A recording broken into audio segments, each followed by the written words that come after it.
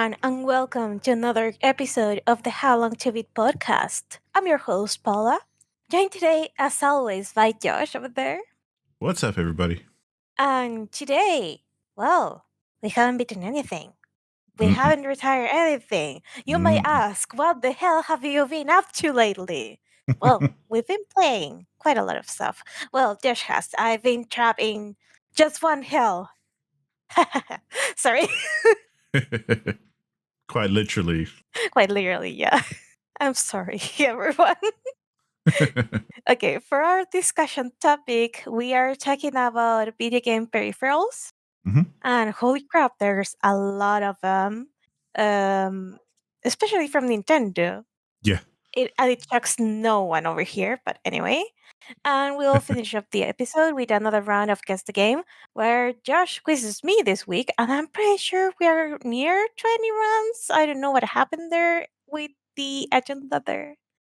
Well, that is things for us to figure out. So let's start with what we've been playing recently.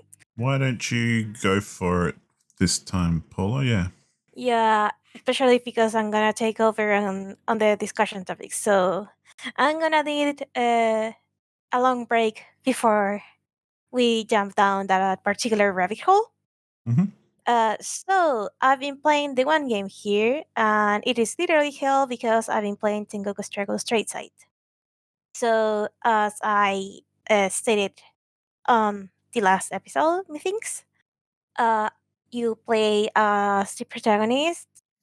No shit, Rin Emma, uh, and she is a transient. Transient. How the fuck do you pronounce that? I'm gonna go with transient. But the thing is that she doesn't have any memories of her past life, and that means she could, in theory, disappear at any moment.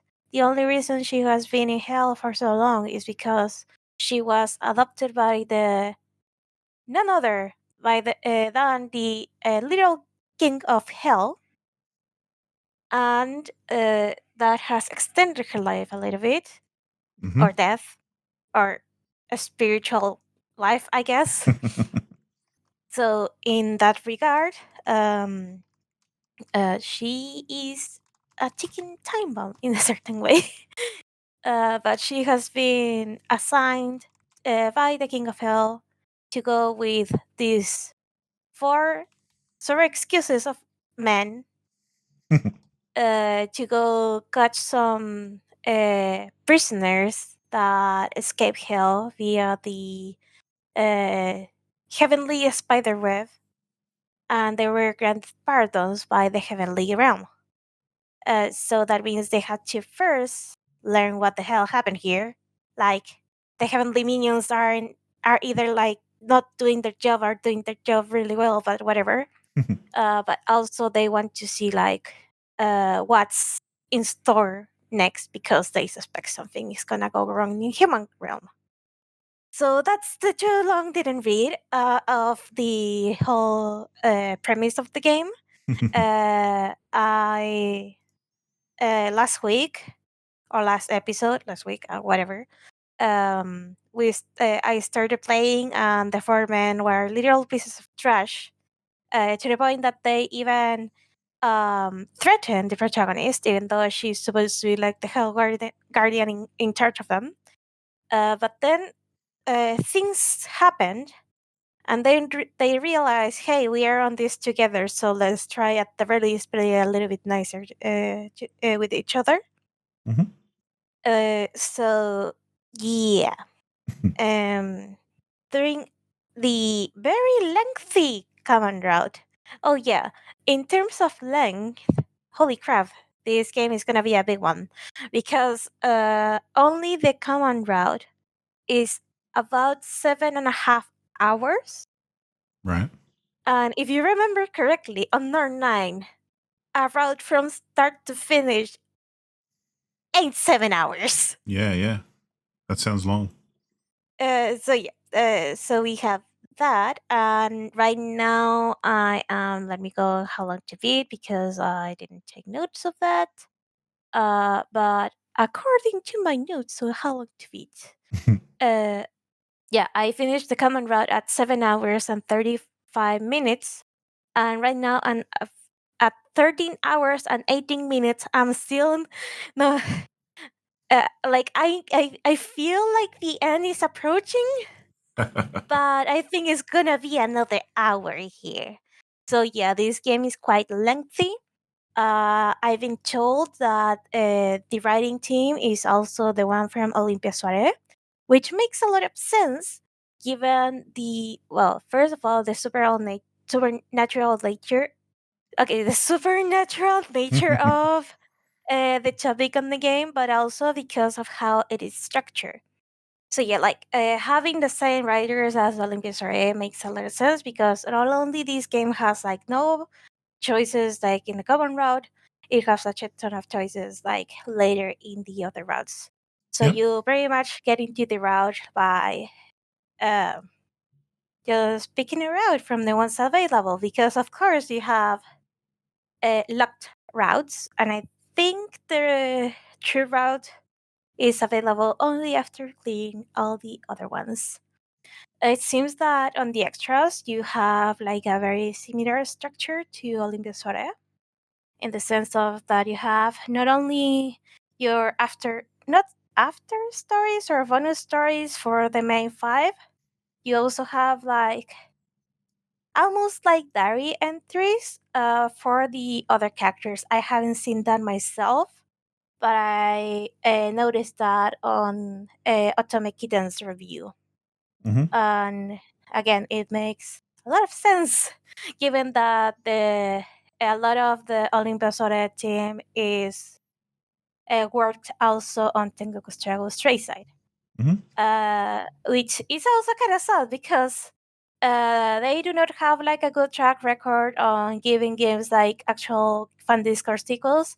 I know Niru no Almirari no Tavin or something like that, uh, or Niru Ado, I think it's called for short because who the fuck is gonna say Niru no Almirari no Tavin? Like, and I think I butchered it because there's a word wrong over there. But anyway, well, that one, I'll believe you either way.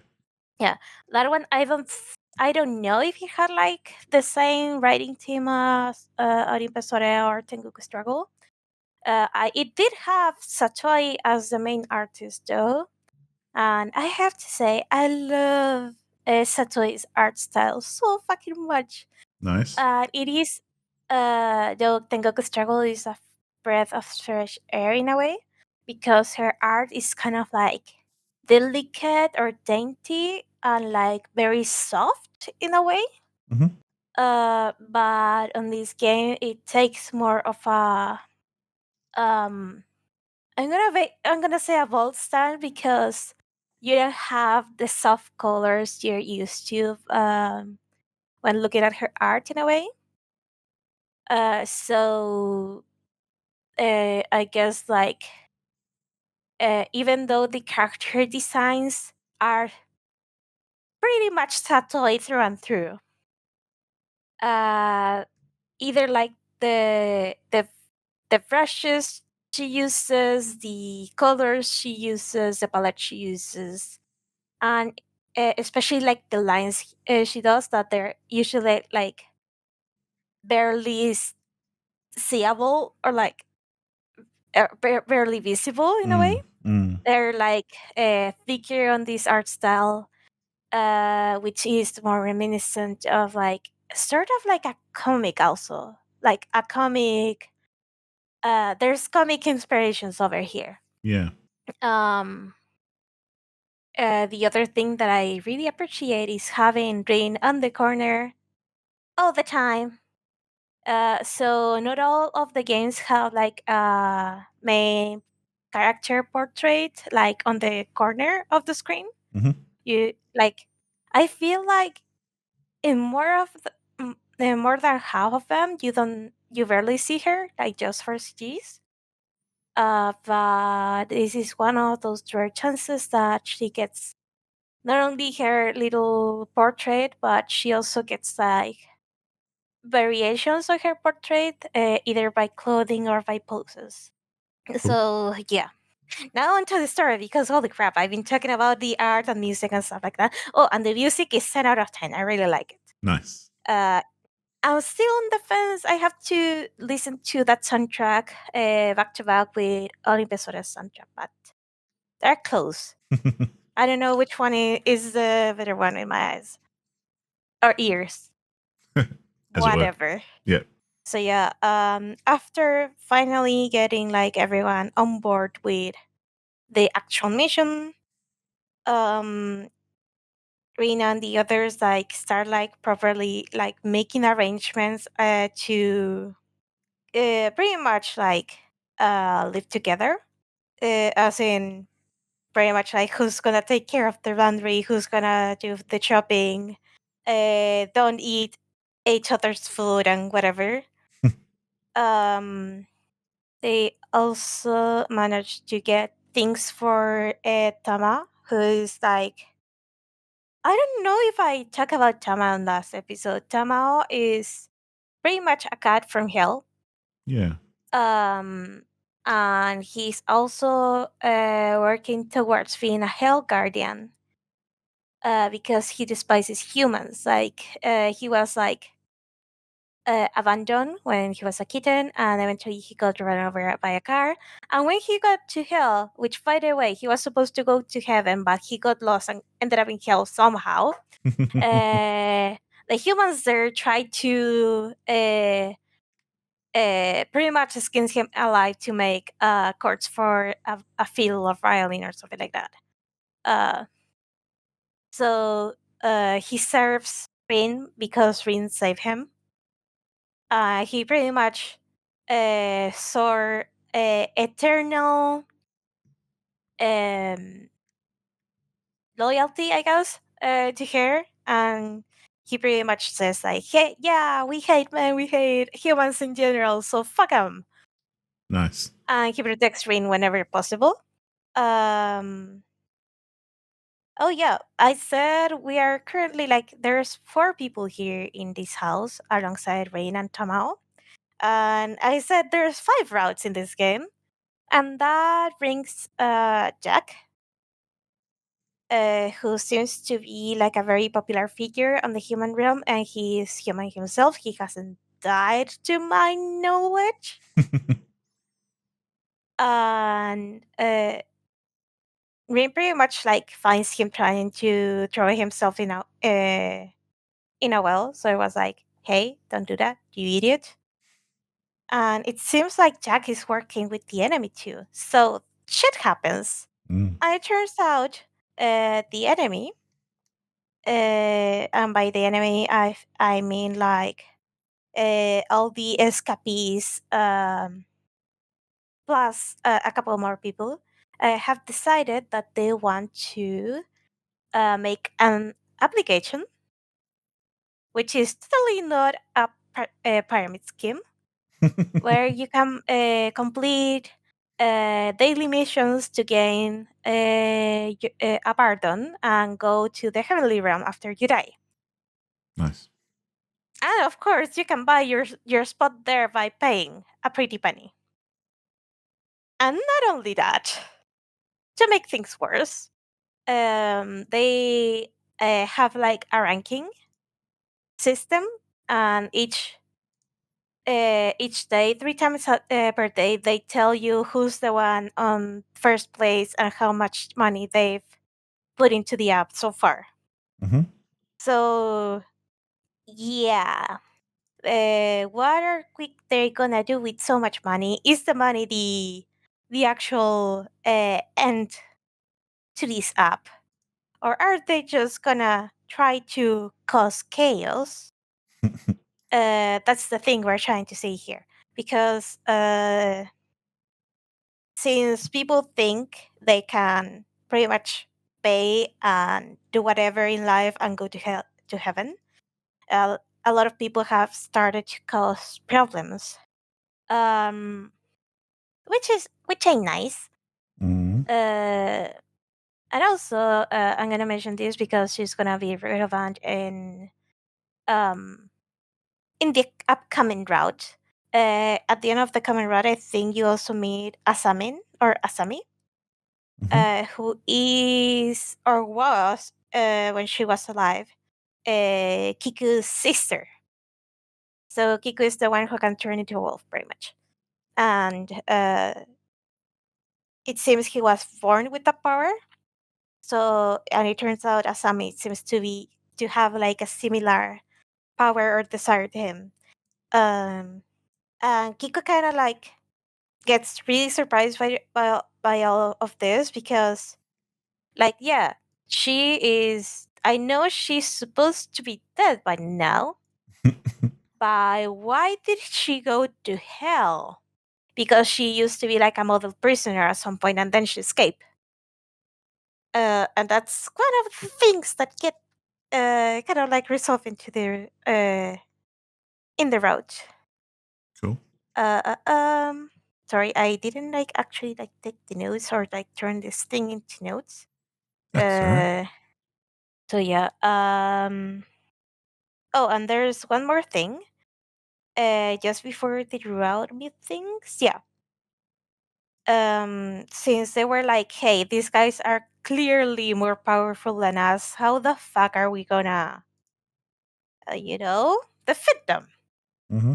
So it turns out, Rin's desire or like her power is to take away like part of the pain of someone else, given like they are like important enough to her in a way.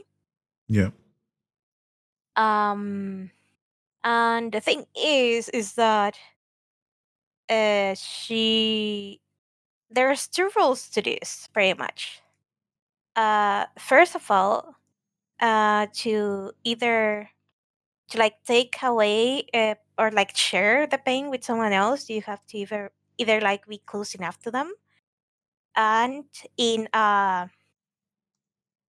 it has to be during like a blood duel in which like pretty much people with powers fight other people with powers, and there's um like and she kind of like generates like a shield so they don't break everything Hmm. around them, because of course. Yep. In that situation, she takes half of the damage or like half of the pain. I'm not clear which one.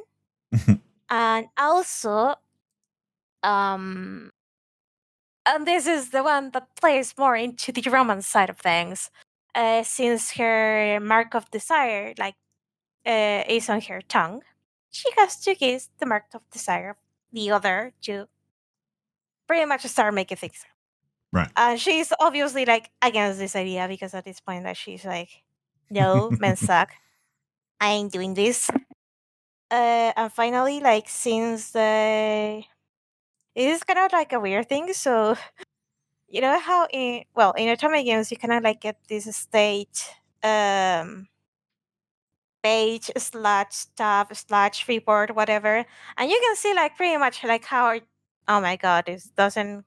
Okay, you can believe me. You can see pretty much like how your progress has gone through the route. Yep. So since we have the in-game blood bond uh, thingy, where uh, oh my god, did I lose? Yeah, I did lose the thing. Okay, so since in most atomic games you have like some sort of visual of how well or how badly you are doing during a route. Hmm. In Pure if there's like a flower, a lily, a little lily, and if that blooms, you're good. If it stained, well, you know, uh, I think in Hakuoki it was like if it was blooming because they have cherry blossoms. If the cherry blossoms were blooming, you're good. If not, well, bye bye.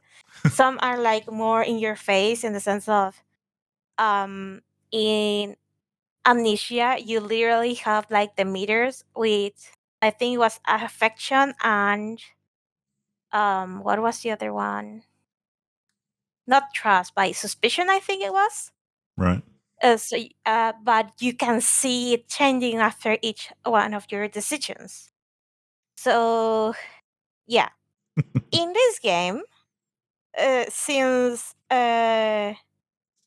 okay, so I'm gonna explain a little bit. So it turns out the spider thread that save the prisoners from hell kind of like amplified their powers, or like took off the seals over their powers, because once you get in hell, your powers are sealed because, well, we can't have the prisoners rebel against the guards. So the spider thread not only took off the seal, they also like gave them a little bit more power because, of course. Cool. And meanwhile, these four from hell, since they've had an attachment to to like life, and that's the reason they haven't disappeared. They also have formed what is called the threads of agony, Right. which are very painful. So it turns out these threads of agony not only like chill their souls, I think, a little bit. So that's the reason why they don't pass to another life in hell. Um, they also like limit their powers now that they can use them, because that lingering attachment I have nothing to do with that. I don't know. Um, so what Rin has to do is like try to unravel like those threats to agony, like solve not solve things that were their attachments, but pretty much like have them heal a little bit so they can go uh, full power against the enemy. That's like the whole shtick of this. Yep. And for some reason, they decided to make this like, hey, so let's use the how is it called? Let's use like this system on your phone where you pretty much form a blood contract with each of them, Mm-hmm. and you can see pretty much your relationship progressing with them, and they pretty much like fill out a form or a quiz, uh, like with things like likes and dislikes, but also like what they think of the Hell Guardian, or and what they despise, or like stuff like that. So she can cater a little bit more to their needs and try to raise those stats, which is kind of weird because I thought it was like, okay, it's just gonna be like the likes and dislikes because whatever, but they also have like a little in-game meter that is relevant to the story, Yeah. that tells you like how close these two characters are. I'm like, okay, that's one way to do it, but whatever. Hell Cool. is weird. Yeah. Who am I to judge? Uh, so yeah, I finally got into Kikunosuke's route again. The one that got turned into a wolf and can be stealthy, and he was in Rob Hill, so he's a thief. As we go through his route, it turns out that he wants to kind of like save his sister, Mm-hmm. because she was one of the escapees, so she has a letter of pardon, and she's one of the wanted people from hell. But since escapees usually have like a very nasty punishment and then they to disappear after that, he wants to at the very least lessen her sentence by having her like come back willingly. Right. Her sister wants nothing to do with this. Like, she pretty much says like, "Hey, you're not my brother anymore. Fuck off." It turns out uh, that she, well, also has a desire, because they were born into it. It seems that they were, I'm gonna say, like kind of like this children, because he can turn into a wolf and she has like powers related to cats or something like that. Right. And of course, the villagers weren't too fond of them. And not only that, they pretty much forced their parents to jump off a cliff because they thought they were unnatural beings, and pretty much like, hey, you're bringing back luck to this village. And then they saw their children, and it was like, you know what? Um, we can we have a male and a female, so when they come of age, we can pretty much breed these children for the village, and that is disgusting. So of course they escape. They got the fuck out of there as soon as uh, Asami, the like the sister came of age, and she got killed in this escape. Bummer. Uh, so uh, so Kiku ended up living by himself, trying to survive and stuff like that. At some point, he ended up falling through a well that was kind of like connected to hell. And Master Nono, because I think it was Takamura. Yeah, Takamura. Pretty much like rescue him for a while, send him on his merry way to back to the world of the living until he died again. Mhm. And he ended up turning into a little thief after that, or like committing thievery or robbery after that. And I still don't know how he died, but obviously he kicked the bucket at some point. So one of the things that happens with this game is that the pacing is all over the place. Like the game tries to keep like a more lighthearted tone, even though I told you these children live very visceral stuff. So at some points, like you would be looking for a character, and then oh, we found the character. Let's celebrate with a barbecue, or like oh no, we're worried about this, and we have to look for clues. And suddenly, you're playing with other characters at the arcade. So it seems, according to what I've read, that Kiku's route is especially bad in this regard. But it hasn't like been jarring enough for me. Like it gives me a bit of whiplash, but it's not a deal breaker so far. Yeah. And partially that comes from the fact that the game itself doesn't take itself seriously at all. But I investigated a little bit on what was the reception over in Japan, and well, you have the worst of the worst from hell. Of course, they do not speak in a especially like refined manner. You have someone from literally like the last skill, so obviously he's gonna go with innuendos and stuff. So they pretty much had to tone down a lot of the jokes, a lot of the reference, a lot of everything for the localization, which in a way it was very welcome, especially because a couple of lines that I read they changed. But it seems like in Japan they were like, yeah, we like this game, but the characters are kind of rude and crass and stuff like that. And I'm here with Otome Kitten because I read like part of her review, and she says like, I think my humor is broken or something like that because I found this incredibly funny. And I'm with her. I found this game incredibly funny in many ways. It's So one interesting. of the things, yeah. Um, and so yeah, like we have like the whole story with Asami. Like right now, at the point I am at on the route, like Asami, like ended up being friends with the protagonist, but she still hates men in all shapes and forms, especially her brother and a guy that seems to be a paparazzi. I think I said they rescued this guy with a camera Yeah. last week. So Fujimori, I think his name was.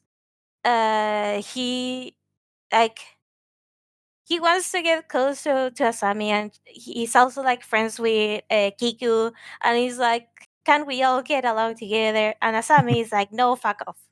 Uh, Fair. so yeah. Um, so we pretty much sorry, I'm like skimming through all the screenshots, and I didn't realize I had so many of them. So, like the plot part ends up with them still trying to get Asami over to their band, but Asami wants nothing to do with them. And the reason is, it seems that after she died, something happens that she came back to life, uh, but with like her full power like developed. Right. So like it seems like something about like the amount of hatred she had on her little heart gave her like the power to keep going. But it turns out that since she was left alone because her brother thought she was dead, uh, men started trying to have their way with her, and Right. she ended up killing like every single one of them. Interesting. Especially the leader of their village, which was the one who gave the order for them to pretty much throw their parents off a cliff. Cool. So she is at a mental state where she doesn't even know what she's supposed to be doing anymore. And I literally just went through uh, a scene where she's like, "Next time we're gonna fight to the death because fuck you." Cool. Because they are not able to see like eye to eye as siblings anymore. And like all the hatred she has towards men and humans, well, it's pretty much a given with her situation. So yeah, her hatred of humans, especially males, is it's a given here. Hmm. But yeah, one fun thing that has been going on in this route, especially like, oh yeah, her power also includes like controlling men and cats, Mhm. and she can make illusions and stuff like that. But that aside, like since she's able to talk to cats, and all the cats know, like in the zone, know her. When she disappeared at some point, and since we have a cat ourselves in our team, which is Tama, we were able to gather intel from the cats, and that was like a very cool thing because like Yeah. it makes it makes so much more sense now that Tama at the start of the game he was like, "I'm gonna meet with the local cats." It wasn't just like a friendly thing for a cat to be doing, but also it was like a valuable source of intel. Yeah. So yeah, um, so yeah, I'm gonna say like the whole plot that I just talked about with Kiku's sister. It has taken place over the grand total of 10 chapters so far. And the rest of the road has been a lot of little like fluff, as in fluffy moments Yeah. of Kiku and the protagonist kind of like growing together or growing closer together. The other characters being the other characters. Uh, and also, I should have expected that in a way, but I have to say, I love how Charaku, who is the one from that layer of hell where you go to if you commit like promiscuous deeds, Mhm. he is taking a kick or like having a kick out of seeing these two like run closer together, and he pretty much like this is him every morning because like at some point the protagonist was like stop making like these crass jokes, and he's like I'm from Crashing Hill, so let me have this. So yeah, um but yeah, like even though like the game itself like tackles like very serious stuff, the game itself doesn't take itself seriously Yeah. in a way. Like again, you even like at the worst or like gloomier uh times, there's either a character like lighting in the mood, something cute happening, or something just trying to not make light of the situation, but at the very least like trying to lighten the mood. And also like I feel like the way they wrote this, like the overall uh not chemistry, but the interactions between the whole cast has been like very fun to watch so far. So yeah, I'm gonna shut up because I'm gonna still be playing this game for maybe a month from now uh if I decide to be responsible with uni. But yeah. Sounds pretty epic, that's for sure. It's just a lot more dumber than I make it out to sound, but I love it. I'm having a lot of fun with that. Yeah, awesome. S so yeah, you were playing something before this recording, so tell us about it. I just before we started recording, I was playing more Baldur's Gate 3 with my friends. As anyone who's listened to an episode in the last 6 months will know.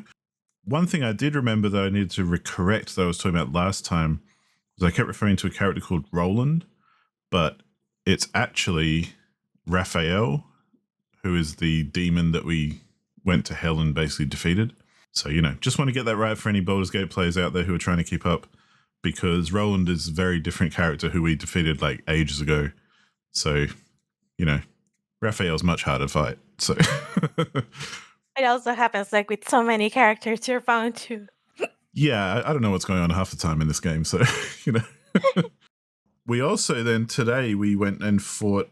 There's a companion called Astarion who is very memey, and if you look on the internet, there's loads of everyone loves Astarion kind of memes and stuff and fan fiction and everything. Yeah, he's literally like the most popular Yeah, character in the Otome Twitter corner, so everyone thirsts over him.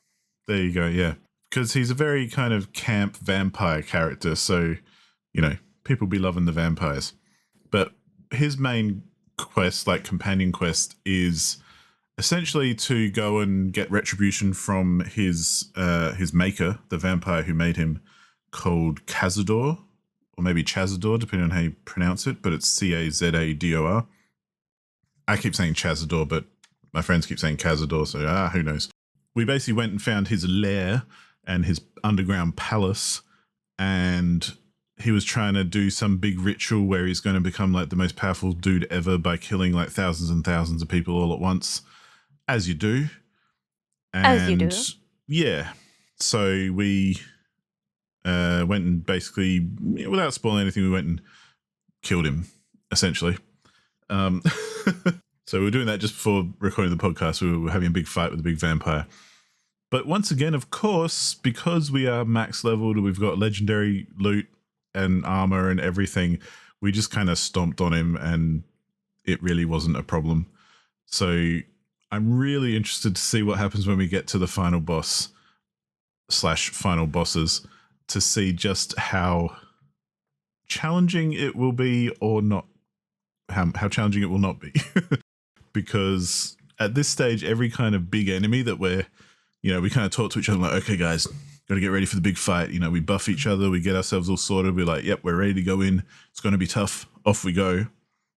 And then we kind of just finish the fight within like 3 turns. And that's that. So, we need to kind of remember we're a bit overpowered. But then we don't want to, because the day will come when some big freaking boss will come along and just spank us and we won't be ready for it. So, very D&D kind of thinking, of course, but Of course. it's nice that it's kind of playing out that way. And, it is fun to be overpowered anyway, because like my character's a fighter. So my trick is that nothing can hit me because I've got an AC of 29 and I've got strength of like 28 or something, which is pretty high. And I've got a shitload of health. So I basically run into the middle of everything, and then I've got the ability to attack about 6 times in a row on every turn. So in this particular fight, I ran into the fray and I killed like 6 enemies on my first turn, just one shot each of them with my big legendary greatsword that I have.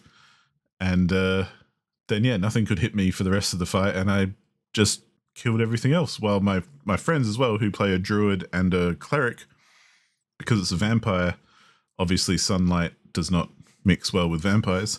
So our cleric kind of just cast radiant sunlight or something on himself so that he was like glowing like the sun. And every time we got near the vampire just burst into flames and, took a lot of damage. So it ended up being quite an easy fight at the end of the day. But yeah, that's where we're up to. I think soon after this, we'll be heading to, I always forget her name. I think it's like Orin or something. The third of the trio of bosses, which would make sense if you know what you're talking about. But we need to head down into the Temple of Balthazar, I believe it's called, and fight her, and then we're on to like the big final boss, as far as I can tell. Nice. Like I As said far as last you can time, tell. I'm aware of a couple of bosses ahead, but who knows? Another one might come out from the side room and surprise us. So, and there are a couple of characters who could, it wouldn't surprise me if they did turn out to kind of fight against us and we had to fight them in the end anyway, even though they've been allies up till now. But, we'll You see. know how the cookie crumbles. I was Yeah, thinking, yeah, like your party is like so overpowered that sooner or later you're gonna find something among the lines of the Tomb of Horrors. pretty much. And we do pretty much fight anything and everything that comes along. And nothing has been actually that threatening.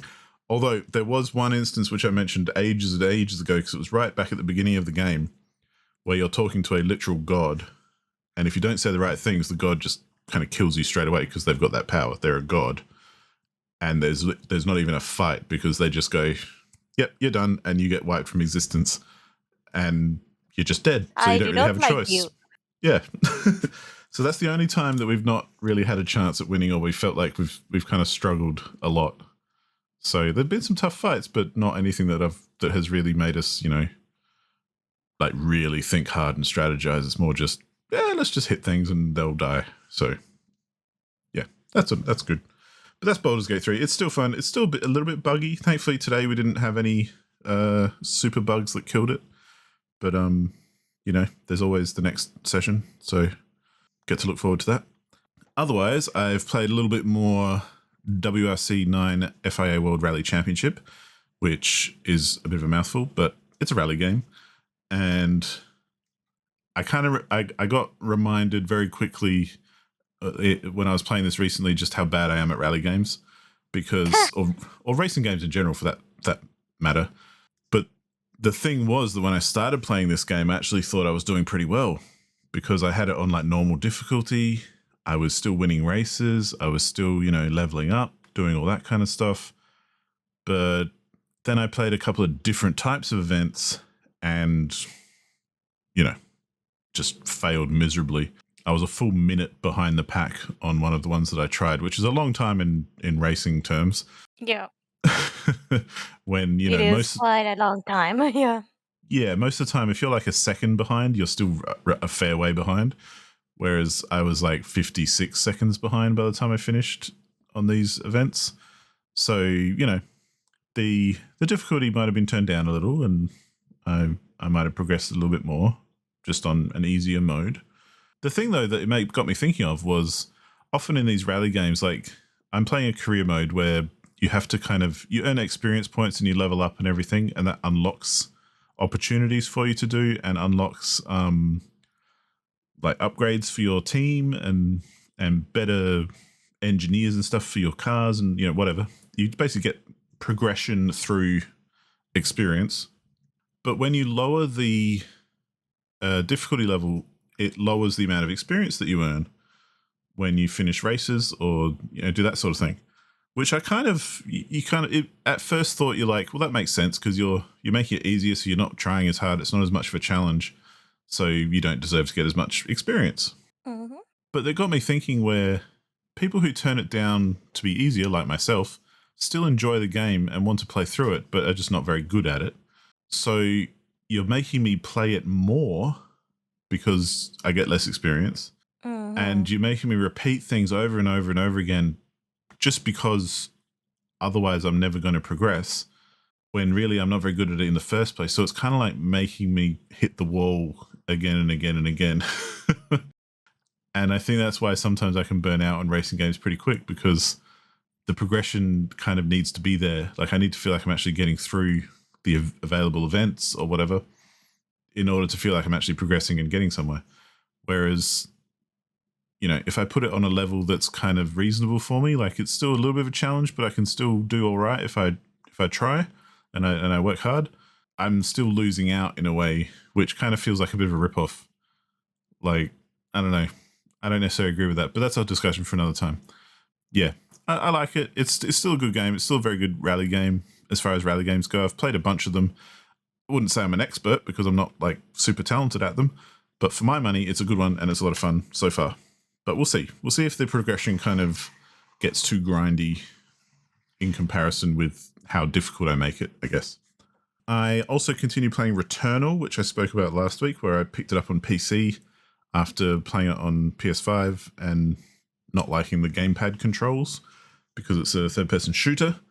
I've gotten a lot further again. Like, obviously, mouse and keyboard is the thing for me when it comes to shooters because I'm progressing very quickly now I have made it through Act 1, which is very, very fun.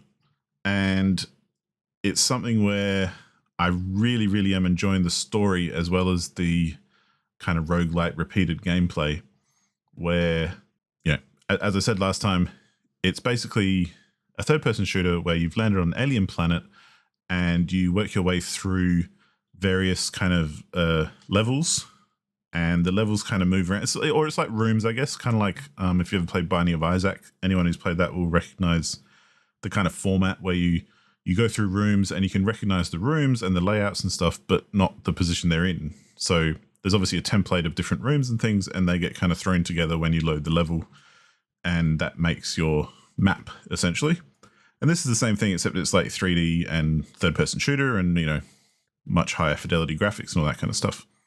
So, with that in mind, every time you die in Returnal, as part of the story, as a roguelike, you wake up again after having just crashed on the alien planet. And that's where the end of Act 1 gets really good, because with 2 minutes of spoilers for anyone who's listening, jump ahead a couple of minutes. I'm going to spoil something very briefly. But basically, Act 1 ends with you actually getting through, defeating a boss, and then making it off the alien planet. So you go back home to Earth and you live out your life. And you get this montage of your character living out her life, getting old, dying, getting buried. But then once she dies and is buried, she wakes up again back at the alien planet where she crashed, which was just a really cool story point, I got to say. That was very, very, very cool sci-fi thing. Even if you manage to survive and escape the alien planet, you're stuck in this loop where every time you die, you wake up again in the same spot. That's just cool. But anyway, enough spoilers. It's only after Act 1, so there's still more to go. But yeah, now I'm up to different areas where I've unlocked different abilities again, so I've got access to different places, and still very much enjoying Returnal because, yeah, like I said, it's a very good game. It's a rad game. It's just, much, much better on PC than on console, in my view. But a new game I tried and have picked up and started playing and am loving, absolutely loving, is Halibut, which just came out recently. Thankfully, it's on Game Pass, so it's worth a play. It's a big game. It's as in file size, I think it's I want to say 50 gig or something to download.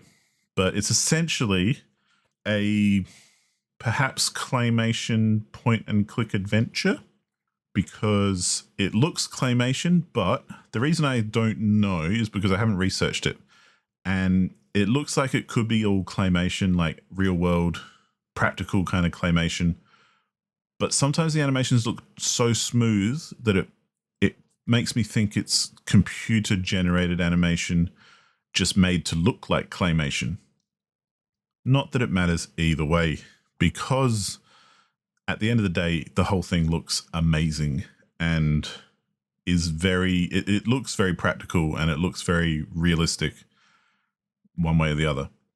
And I haven't got super far that I know what the main story is, but essentially you play as a character called Halibut, who is a mechanic or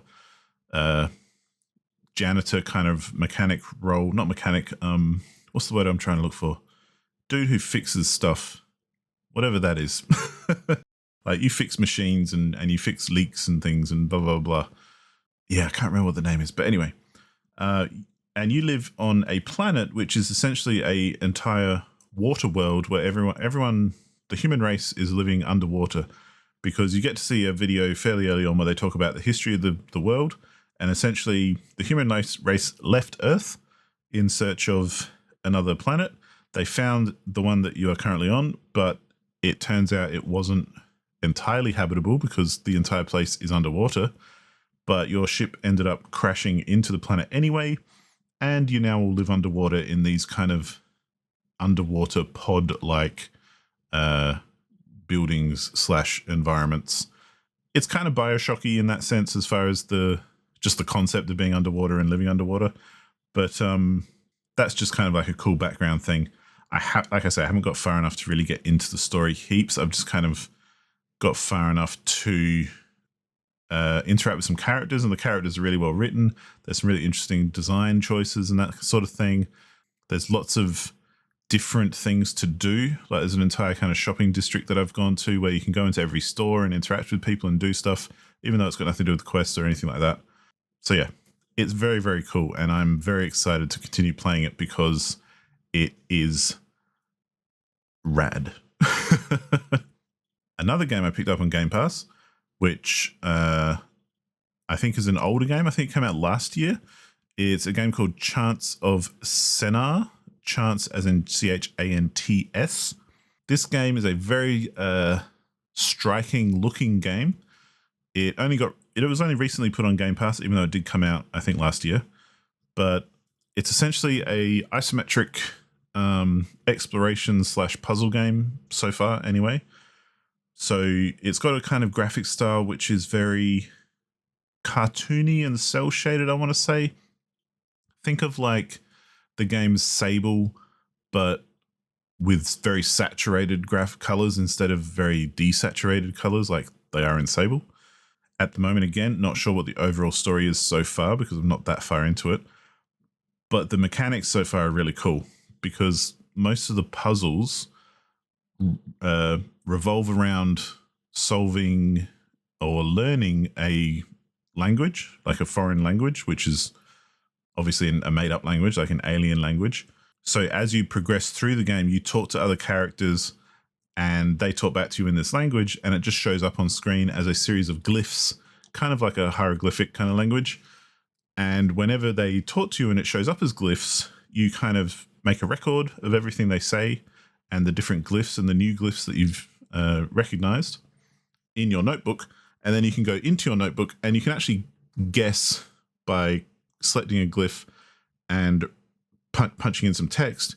You can actually put a guess on what you think that glyph means. So one character comes up to you and the first thing they say is a certain glyph. So you immediately think, oh, maybe that's a greeting. So I went into my journal, found that glyph, and I put a note on it saying greeting. So then next time they came up to me, it showed the glyph, but it also showed a translation where it said greeting. So, it tend to make sense as more people talk to me. So in that way, it kind of confirmed that I had the right interpretation or the right translation for that matter. And it kind of gets more and more complex as you go along with it. And ultimately, most of the puzzles end up being figuring out those sorts of what the language means and then talking to people to try and confirm what it means and that kind of thing. So as you kind of do learn more of the language, you get more evidence, I suppose, that your guesses are true or wrong. And then you can kind of lock them in and it locks it into the language and you no longer get the glyphs, you just get the actual interpretation of what they're trying to tell you. So yeah, like I say, don't really know what the story is going to be yet, but it's really cool and I'm really looking forward to continuing it and solving more puzzles. So yeah, that's Chants of Senaar, which is a very cool kind of little puzzle game about language and definitely worth checking out. And I think you might even like it, Paula, if you want to check it out yourself. So Yeah, I want to check it out myself. My boyfriend has it on Steam. But nice. also, it is now on Game Pass, so I can play it without Yep. stealing it from his library. So yeah. Yeah, well, that's why I started playing it as well, even though it's kind of a bit older. Yeah, it's very, very good. Definitely a good one. Anywho, Beautiful. shall we move on? Your discussion topic. Yeah, let's talk about video game peripherals. So first of all, we are not counting like uh, special controllers like by themselves, Yeah. because we actually can make a whole other discussion topic about just game controllers that are kind of weird and gimmicky and stuff like that. Mm. Today we're just talking about things that you can connect to the console that aren't controllers and have like either extra functionality in the sense of they do something with the game, Mm-hmm. or things like I don't know, the Mario Kart wheel or like something like that. Like Yeah, things that you don't usually see. and we're not going to go through like an exhaustive list either. Like these are just fun ones that we remember or we know a little bit about. So we're just kind of having a little reminisce of the plastic crap that you can plug into your consoles. And there's a lot of that you can plug into your console. Mm-hmm. And actually, I'm gonna start with a doozy because we've had gaming peripherals for a very long time. Josh is gonna talk about some from the NES, but I'm gonna start with the Game Boy because there was a camera and printer that you could connect to the Game Boy, and you can even like use the printer with some games like A Link to the Past, where you given that you completed like some. Wait, was it that you completed like something, or you just talk to the cameraman? Either way, you're able like to take a picture at a certain spot, and you can print that, and it is really really cute. I'm sad that they took it away from the remake over on the Switch, but oh well.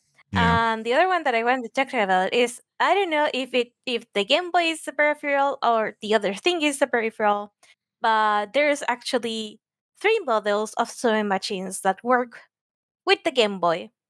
So um, the funny thing is that they were like, hey, doing like this integrated thing to control the sewing machine and make it like do specific patterns, like to I don't know, cross stitch and stuff like that. I don't know how to say like in English, Well, that but makes sense. uh, you can use the Game Boy as a control panel for three models of sewing machine. One of them actually being a singer, and that is it has been historically one of the best Yeah. or the best quality sewing machines out there.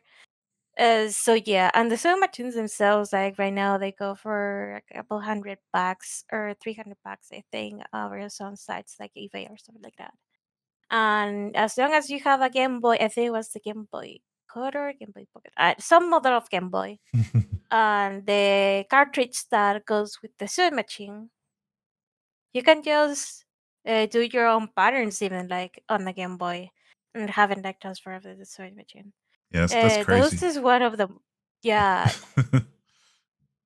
because like like making a sewing machine with an inbuilt built-in panel at that point in time was kind of expensive. So these ones were actually a pretty cheap in comparison, like by the things they were able to do. So yeah, you wanna go with another one, or do I Yeah, just yeah. go with the list? Let's go back and forth. Yeah. So obviously, I mean, I've got a couple of just Nintendo peripherals, which I think are pretty ubiquitous. I mean, Nintendo is going to sit heavy on this anyway, I think, because they are known for their peripherals and for trying different things, for better or worse. And so, you got to give them that kind of credit for doing some interesting stuff here and there. But obviously, when I think of a peripheral, one of the first ones I think of is the NES Zapper, which is the light gun pistol that came with Duck Hunt on the original Nintendo. And I think anyone who's played Duck Hunt on the original Nintendo, especially at the time, has used the NES Zapper because it was actually a really good peripheral that, even though you didn't end up using it for much else other than Duck Hunt, playing Duck Hunt with a light gun was actually really, really fun and something that, you know, stuck around for, I think, much longer than it probably deserved to, or you'd kind of expect. Because I remember at the time, even through every other game that came out and any other games, even when Super Nintendo came out and that kind of thing, my friends and I still would play Duck Hunt every now and then just because it's a lot of fun. And you get to sit back with a light gun and shoot at your screen. So that's kind of cool. From one that's really good to one that's kind of crappy, there was Konami brought out this thing called the laser scope, which I say Google if you haven't heard of it, because it was again for the NES, and it was basically this helmet that you put on, and it had this bit that came down over your nose and it shot a laser at the screen. And so you could use it to kind of point where you want to shoot. And the idea was that it was voice activated as well. So you'd point at something with your nose and then yell fire. And that's how you'd shoot at stuff. And suffice to say, I don't think it worked very well. And it kind of was a bit ahead of its time, perhaps. And they were trying to be a little bit too sci-fi with it because it never really got that popular anyway. It's just one of those weird ones that I remember reading about multiple times whenever you see a list of like weird peripherals that came out. So yeah. They're just both Nintendo Entertainment System ones, like NES ones. So, that's a pretty good start for Nintendo, I think. Another weird one that saw varying degrees of success and kind of like faded into obscurity after it is the e-reader for the Game Boy Advance. Mm-hmm. And this thing was interesting because you were able to scan certain cards, particularly into Pokemon games, and get some stuff. So, for example, it seems like I'm looking at Survey.net. It seems that some cards allows you to battle new trainers in Immersive City and the Battle Tower, and they even added like some new berries to the game. And if I remember correctly, some of the berries are like were busted. Like if you wanted to train Pokemon for a contest, or if you wanted to evolve Vivas into Milotic because that fucking fish took a lot of berries. Like so with the berries you make Pokeblocks, you feed the blocks to your Pokemon to grant them like contest stats, so they get like smarter, prettier, cuter, etc. Right. But you can feed them a certain amount of Pokeblocks depending of stats on the same Pokeblock. And the berries, some of the berries I remember were perfect to pretty much max out everything you needed in your Pokemon. Cool. It seems that there were also things you could unlock on Pokemon Colosseum. So even though Pokemon Colosseum is a GameCube game, I think there was a thing that allowed you to connect the Game Boy Advance to the GameCube. So you could, or like either that, or you could connect the reader to GameCube. I don't fucking know.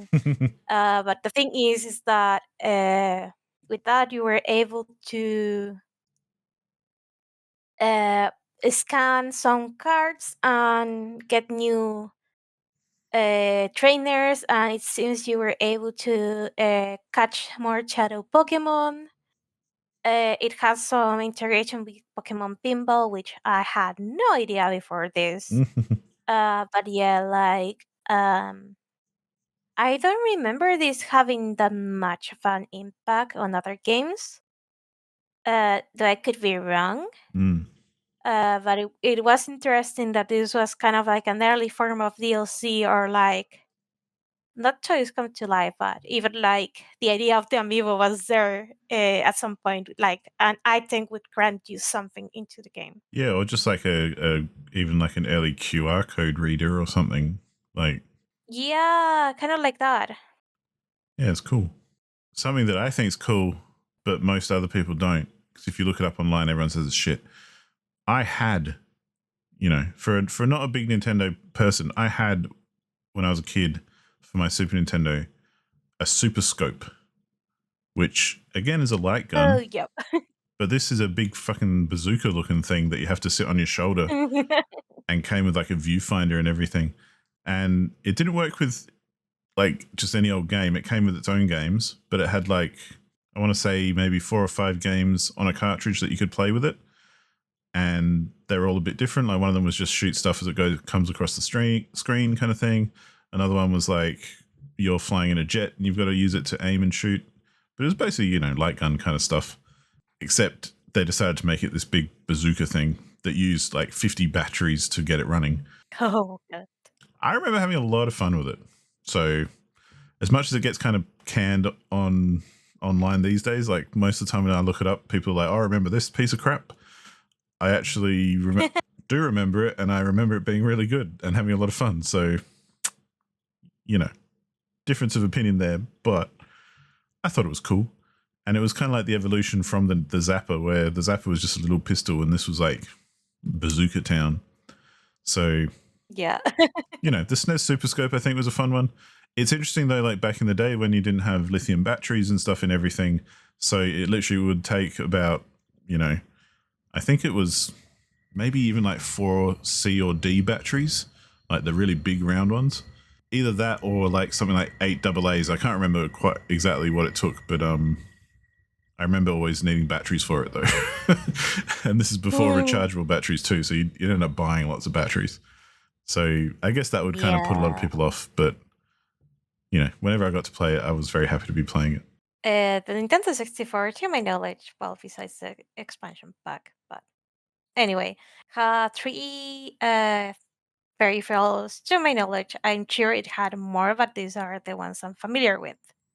First of all, being the microphone, one that you use on Hey You Pikachu, but it seems there are other games that incorporate that. I don't know.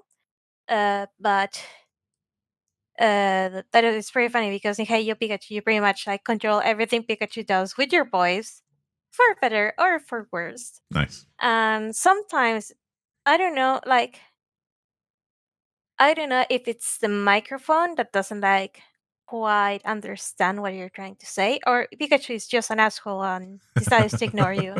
But sometimes, like you tell Pikachu to do something, and Pikachu's like, nope, or he does something like completely different. Nice. Um, do you also have like the Rumble Pack? And I know we said like we weren't supposed to talk about this, but the Rumble Pack on the Nintendo 64 use four AA batteries, I think, Mm, because of course the controller didn't have like the extra power to power the rumble pack. And the funny thing about the rumble pack is that uh it wasn't used in a lot of games, but and I didn't know it was used in Ocarina of Time. So in Ocarina of Time, you get a specific item, I think by helping the people in the Skulltula house. So you have to kill these golden Skulltula enemies to leave a curse from people on a certain house. right. So you go back and forth talking to them, and for 10, 20, 30, 40, 50, and 100 golden Skulltula skill, you get different items. And one of them, was it like the Stone of Agony or something like that? You get like an item which I forgot the name of, and it would make the controller rumble when you get nearby like a secret or something like that. So if Oh, there's a cool. hidden cave or like a hidden hole in the ground that you have to bomb, the controller will rumble. That was changed in the 3DS remake, and now it just makes a beeping sound each time you get somewhere near one of these spots. And yeah, it is a very cool feature which I for the longest time didn't know what the fuck that item was about. So when I finally got like the 3DS thingy, it was like, oh, so that was that about. Nice. I didn't have a Ramble pack to my knowledge, so I didn't know. My favorite has to be the transfer pack. This was mainly used with the Pokemon Stadium games, 1 and 2. Hmm. And it not only allows you to play your Pokemon games via an emulator on Pokemon Stadium on the big screen, with either like the normal speed of the game, or you would overclock it a little bit or a lot, depending of things you've unlocked on the game.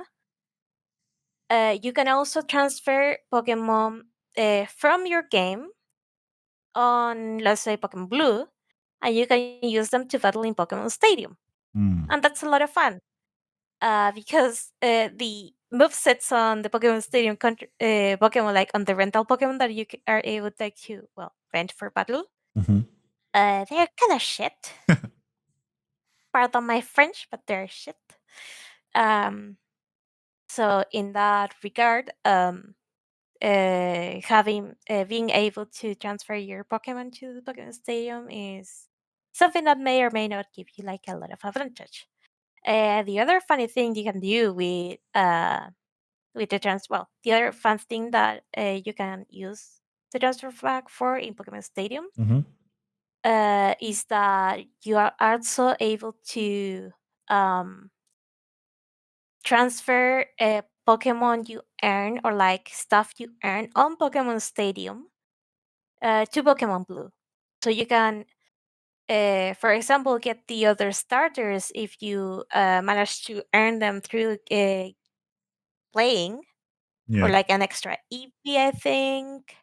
And I'm pretty sure because I saw it once and I never saw it again that you're able to get me on Pokemon Stadium, but I saw like the CTV page and it doesn't say shit about that. So I don't know if I was dreaming or what, but I'm pretty sure you can get me in some way or another.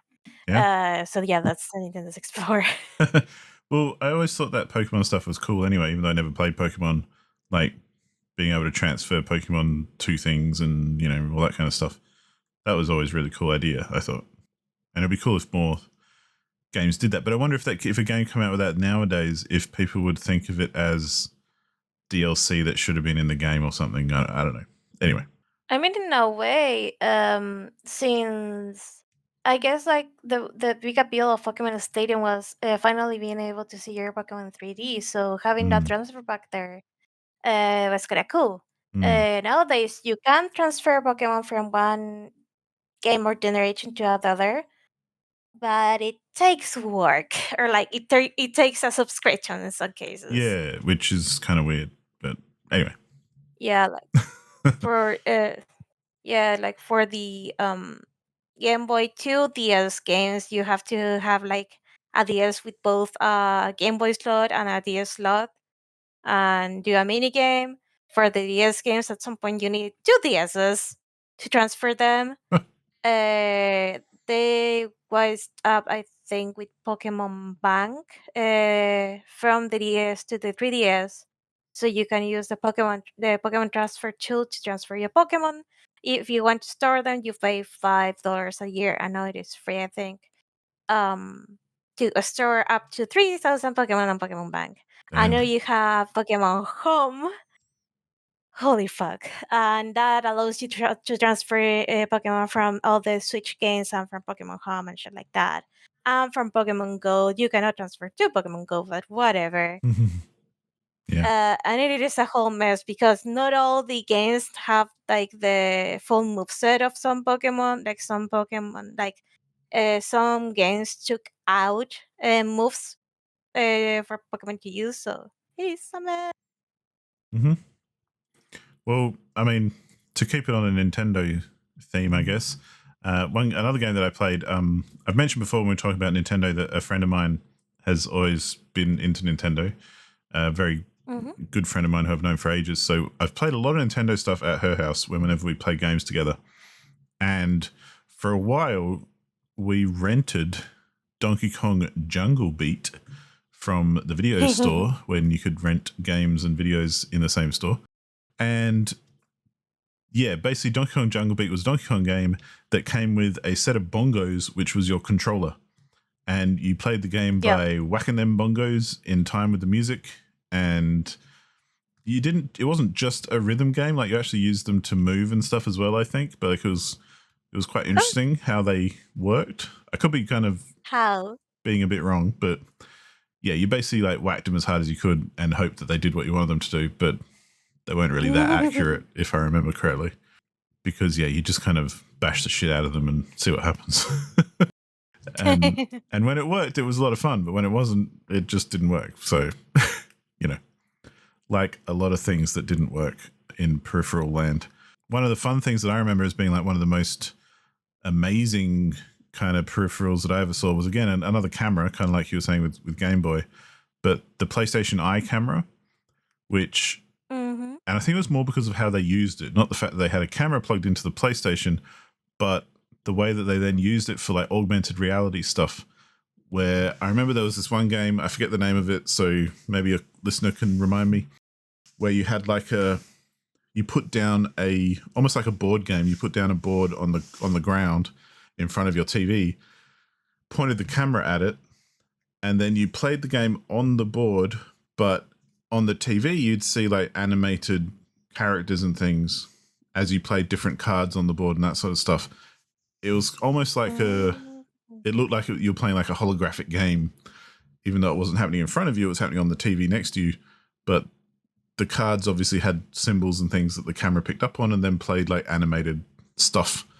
And yeah, it was just like so futuristic. It made me think of the holographic game that they play in the first Star Wars movie on the Oh. Millennium Falcon. And that kind of thing is always a very cool when you see it for the first time. Nowadays, I still like the way PlayStation does use cameras and things because you can still get new PlayStation Eye cameras and stuff, which are used in other games.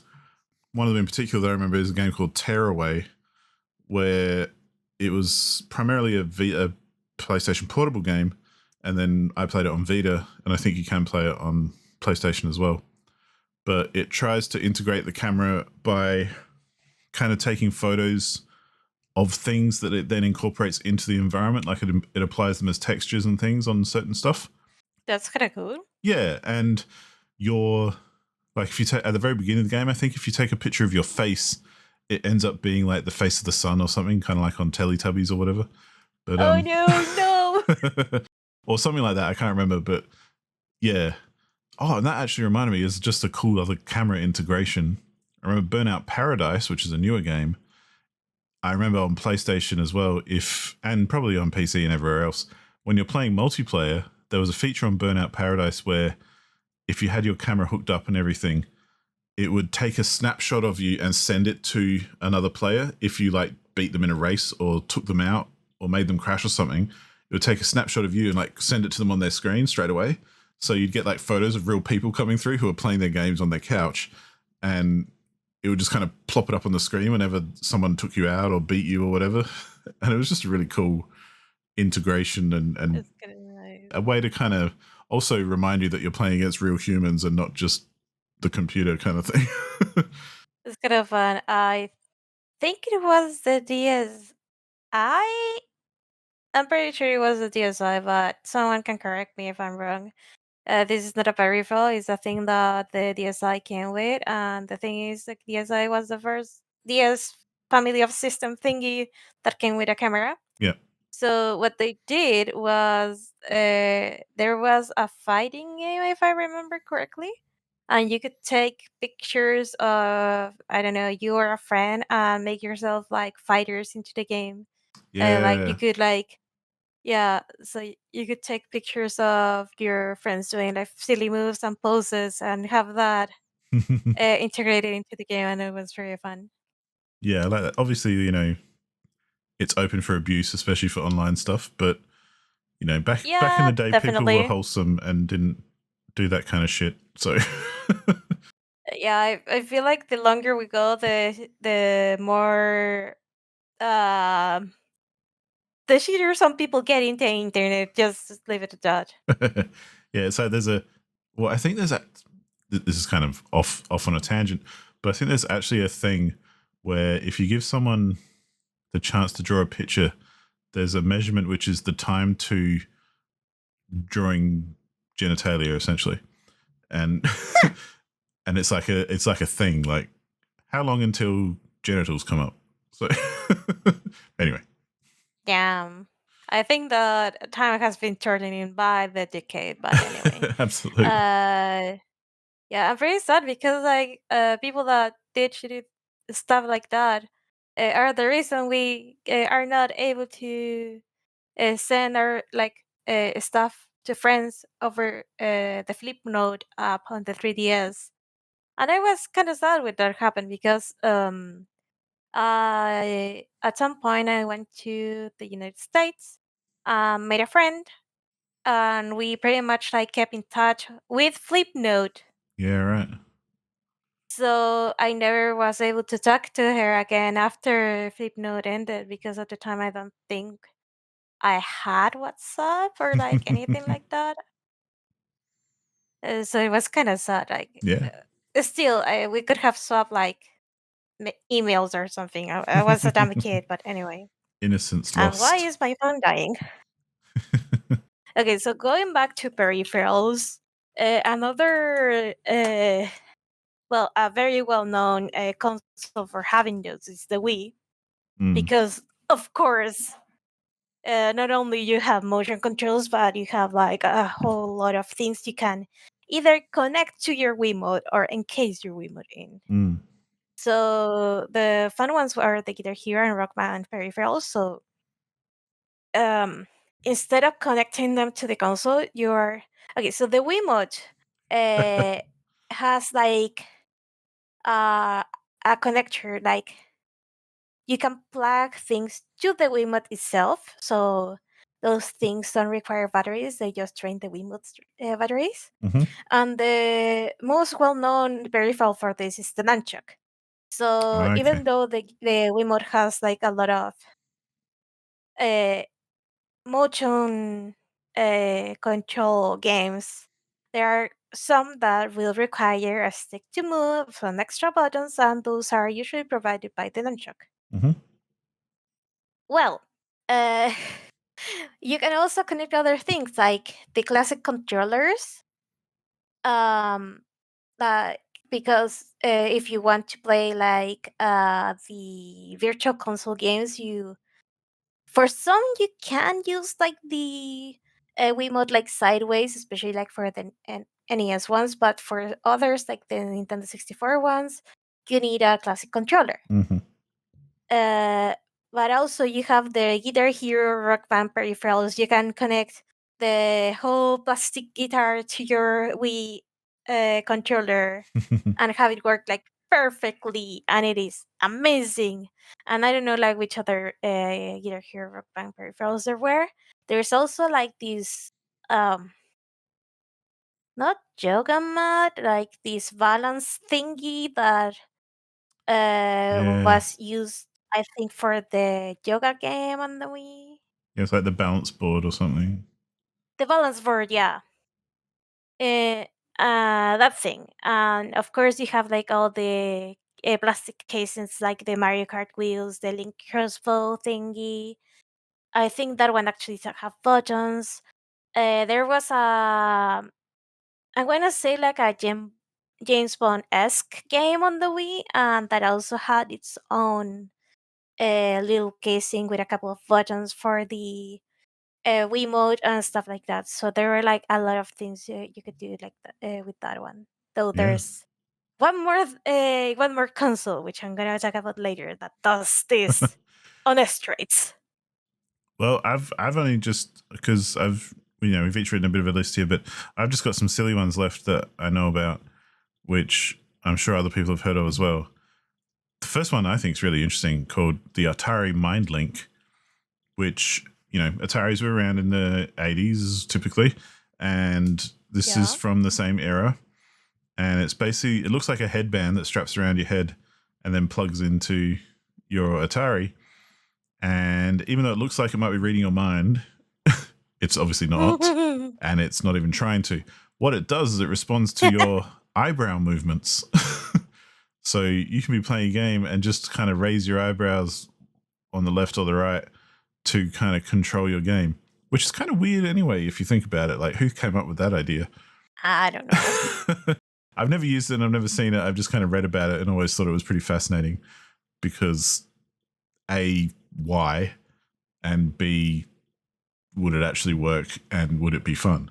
So I think the answer to all of those things are no, even the why. So, one that is pretty infamous and newer is the Tony Hawk Ride plastic skateboard thingy that I think basically was a contributor to killing the whole Tony Hawk franchise, really, as big as it was, because they decided to bring out this, I think, in the whole, well, speaking of Guitar Hero and stuff that you were talking about, Paula, Guitar Hero and Rock Band's success meant that every freaking game tried to come out with a plastic controller of some sort, Yeah. or a version on Guitar Hero or something like. I remember there was DJ Hero, where you got like a turntable and I you did remember like scratching that. and stuff. Yeah. There, there's There just were the drums. There was the drum set too. yeah, and that's all. You know, to be fair, all the Guitar Hero Rock Band stuff was actually pretty good at the end of the day. And like what's the one SingStar kind of microphone singing stuff where you have to maintain pitch and all that kind of thing. They actually were all right. Yep. But then some other games came out with some other peripherals like Tony Hawk Ride, which had this like it's a good idea. Like I can see why it's cool because you basically get a skateboard that you stand on and it's got sensors on it and everything. So it senses when you're leaning or whatever, but you could actually make it like do flips and things. And you could kind of, the idea is that you're kind of having to do a bit of physical skateboarding in your skateboard game, which sounds good, but all I've ever heard about this peripheral is that it never worked anyway. Like it never did what you were doing. And it was just very random as to whether it would actually reflect the inputs that you're trying to give it or not. And yeah, that one to me always comes to mind whenever I think of the history of peripherals because it not only does it embody a bad peripheral, it just embodies the whole everyone trying to make a peripheral after the Guitar Hero Rock Band boom kind of thing, where, you know, Yeah. every single game was like, we need a bit of plastic as a controller because, you know, obviously they can make more money that way because, you know, you might end up spending $80 just on the controller and then buying the game. So, you know, but not if it kind of kills your entire franchise like it did with Tony Hawk, or at least contributed to it. Not that Tony Hawk did help there because it was. I think at that time it was already like going down. Yeah, it was definitely on the down track anyway. So, you know, it didn't literally kill it, but it kind of like It helped a little I think bit. it helped a lot. Yeah. Like they still could have maybe brought it back, but not after that shit. So Yeah, it was like, well, they're already dying, so we're like cutting life support at this point, yeah. or part of it. I don't know. Well, and the last one that I want to mention is one that I think is basically ahead of its time because they're still trying to make these. It was called the Aura Interactor, which is basically a haptic suit kind of thing where nowadays, you know, they VR being what it is and all that kind of stuff.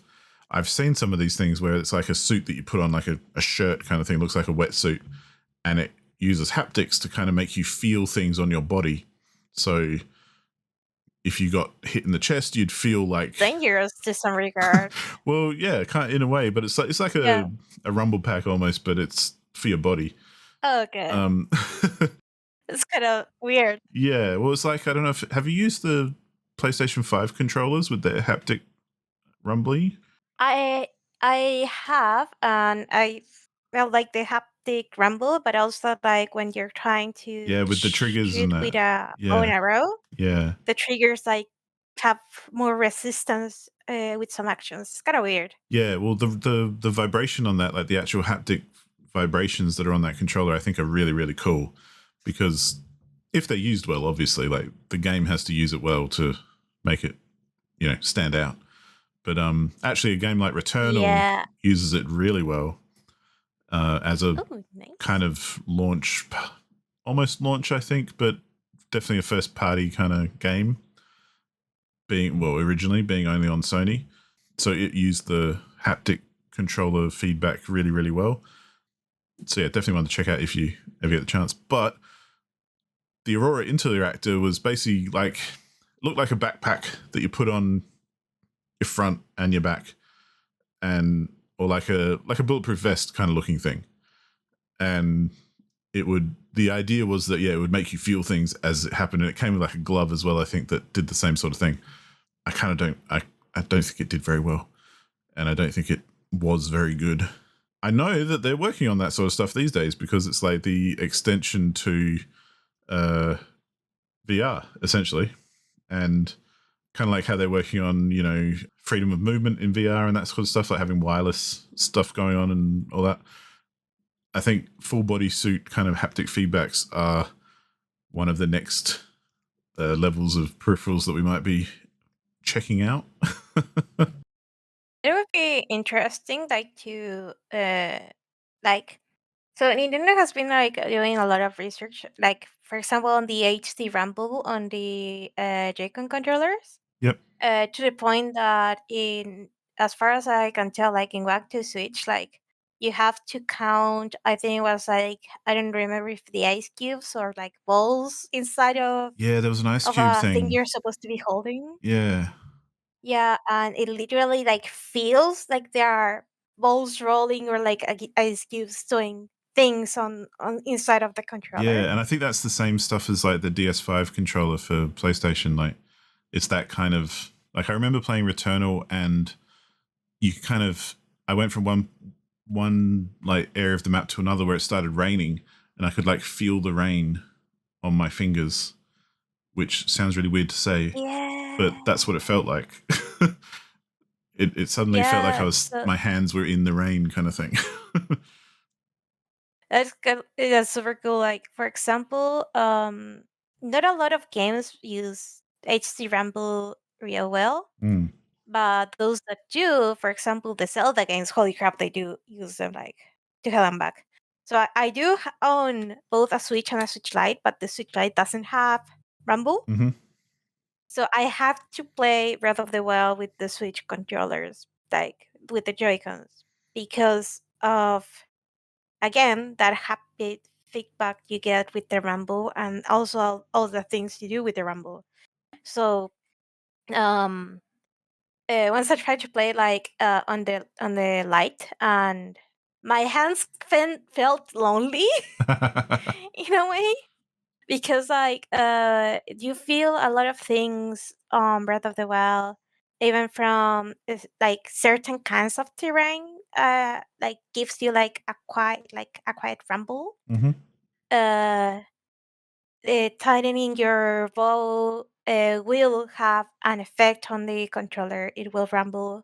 And one of my favorite things is that, of course, heavier enemies will make your controllers rumble because they do things like they rise from the earth or they stomp on the earth.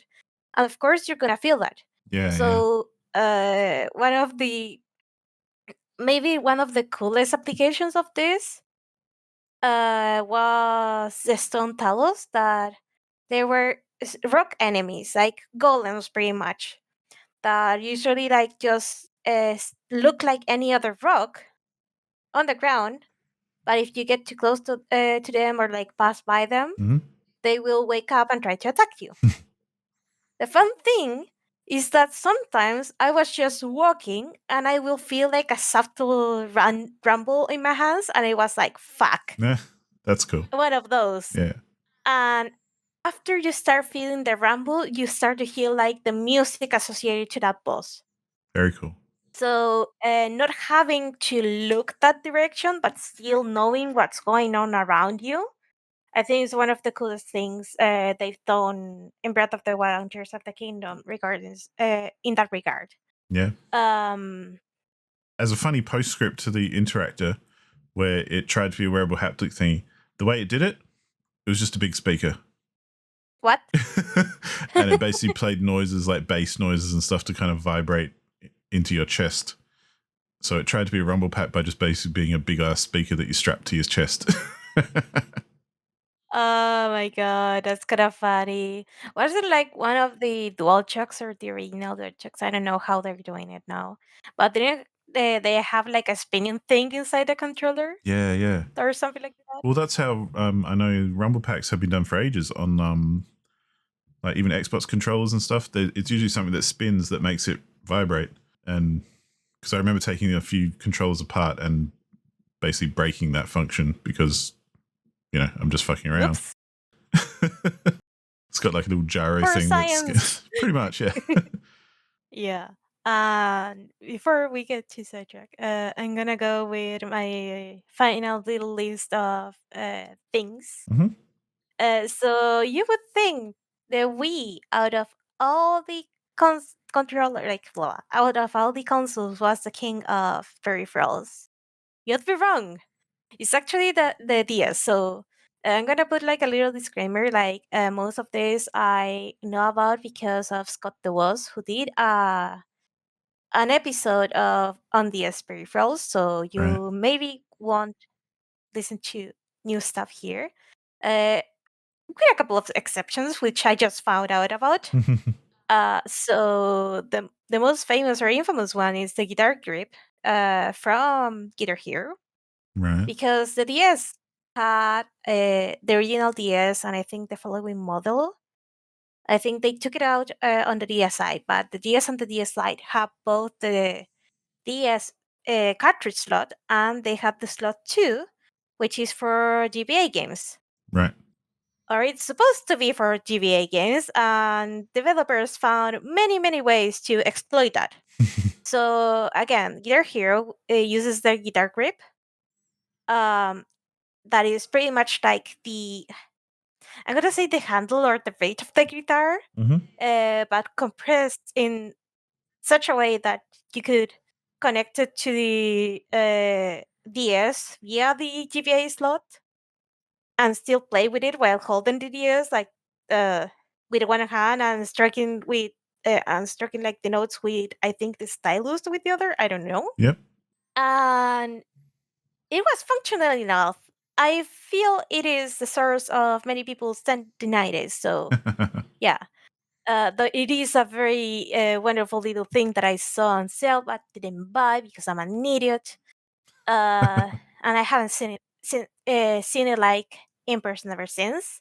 I think it's like the drum skin, but that seems to be more like a little piece of rubber that you put on your controller, like on your DS, so it isn't like as interesting.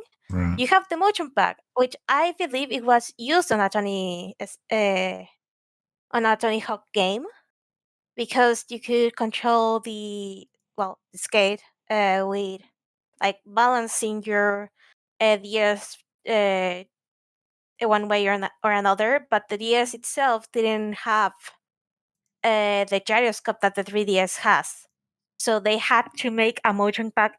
It's just for those games that wanted to use like motion controls. There's also the slide controller, which is weird and such a weird concept.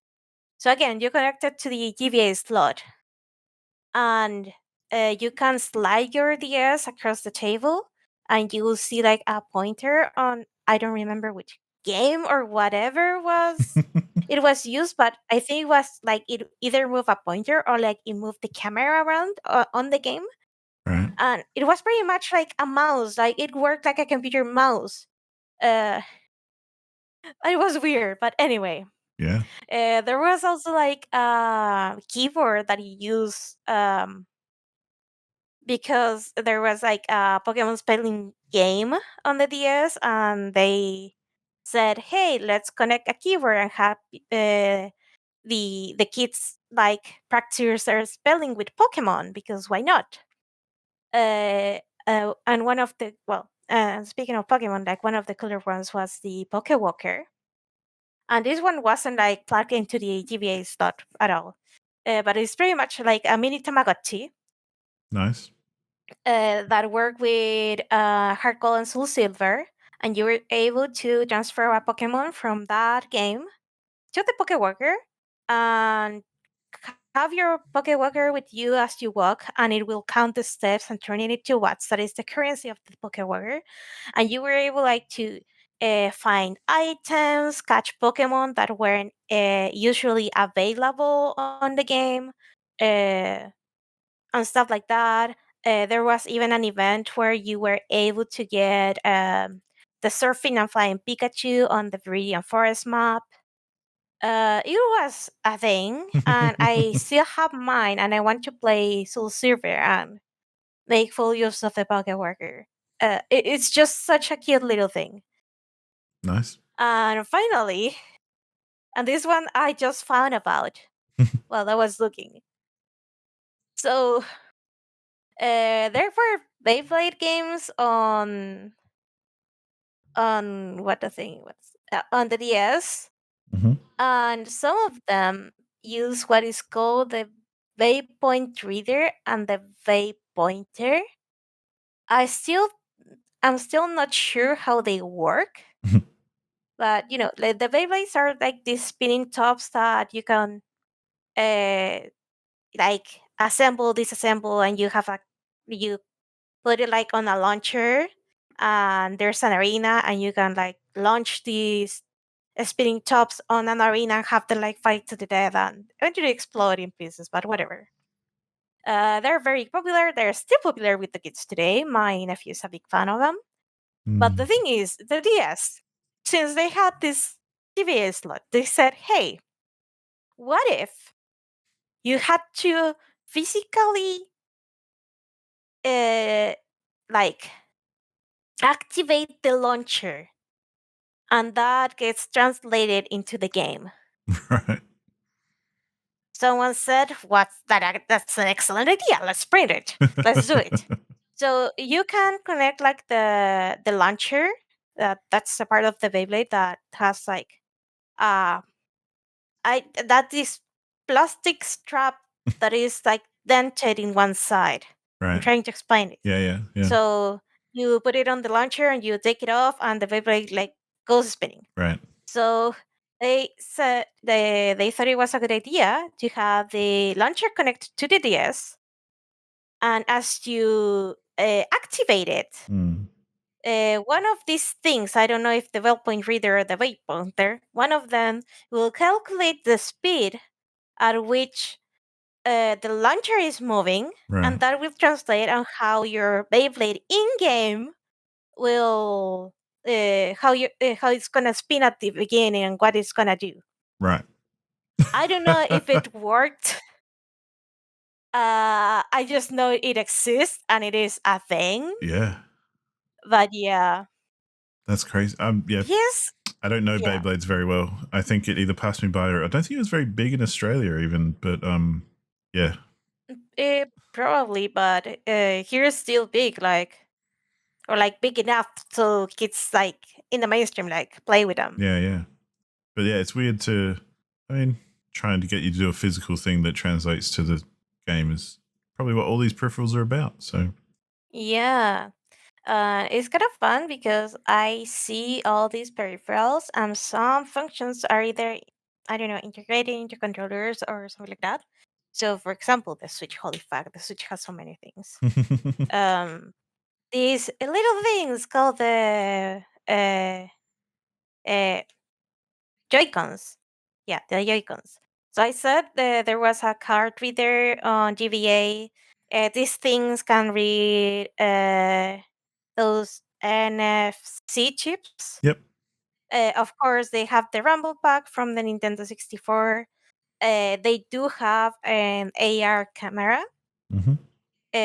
on the bottom, and it's rarely even used. It seems like 10 games or so use them. But it was very used on Nintendo Labo. Yeah. That's another peripheral, like the Nintendo Labo things that they use like the Joy-Cons in very creative ways. Yeah, yeah. And they use pretty much the screen as your controller since it's a touchscreen. And people did weird shit. Like someone did a bending machine with this. But yeah, like again, like they have motion controls because why not? They can use on the side as classic controllers. Well, it's funny what So yeah, different peripherals get used for as well because I remember the um Microsoft Connect, when that came out and everyone hated it. But a friend of mine who was yeah, studying computer science and engineering, she got really into kind of interface design and that sort of stuff, and essentially using projectors and cameras and things to indicate interfaces, like augmented reality interfaces and that sort of thing. And I remember going in and doing yeah. like I was a guinea pig for her once in one of her studies that she was doing at uni, Mm. where I basically went in and tried to interpret what her projected user interface was trying to tell me. But she had this array built of like 8 different connects because the technology that was in the connects was actually quite cheap and affordable and useful for her to then purchase a bunch of connects, put them together, and then she's got cameras and sensors and everything already built in, and she just had to basically reprogram them. And she had this whole, interactive AR kind of rig built from Microsoft Connects. And I was talking to her about it, and apparently, yeah, a lot of people do that because they're actually a good bit of technology to fuck with if you are in that kind of space. So they might not be great for games, but they're really good for, if you want motion sensors and that kind of thing in your science experiments.